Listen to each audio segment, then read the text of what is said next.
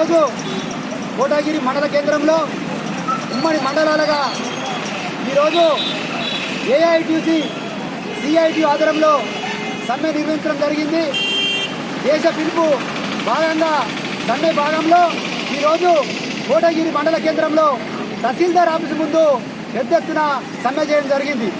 సమ్మెలలో ఆశా వర్కర్ల కార్మికులు, గ్రామ పంచాయతీ కార్మికులు, సివిల్ సప్లై కార్మికులు, హమాలి కార్మికులు, బిల్డింగ్ వర్కర్స్ యూనియన్, మధ్యాహ్న భోజనం యూనియన్ తదితర సంఘాలు పెద్ద ఎత్తున పాల్గొని ఈ సమ్మెను చేపట్టడం జరిగింది. మరి ఈ సమ్మె ఉద్దేశం కేంద్ర ప్రభుత్వం అవలంబిస్తున్న వ్యతిరేక వైఖరికి నిరసనగా ఈరోజు సమ్మె నిర్వహిస్తున్నాం.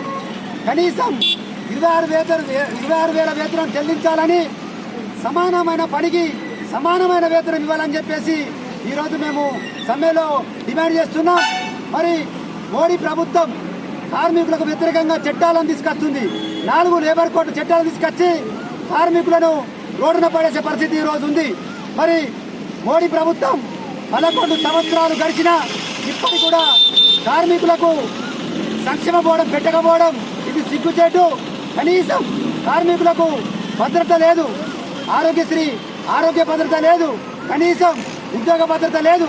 మరి ఏం చేస్తున్నాయి ప్రభుత్వాలు అని చెప్పేసి ఈరోజు ఏఐటీసీగా డిమాండ్ చేస్తున్నాం. ఇప్పటికైనా ప్రభుత్వాలు దిగి రావాలి, కార్మికుల సమస్యలు పరిష్కరించాలని చెప్పేసి డిమాండ్ చేస్తున్నాం. లేకపోతే ఇంకెత్తున ఆందోళన చేస్తామని చెప్పేసి కోటగిరి మండలం నుంచి డిమాండ్ చేస్తున్నాం. ఏఐటీసీ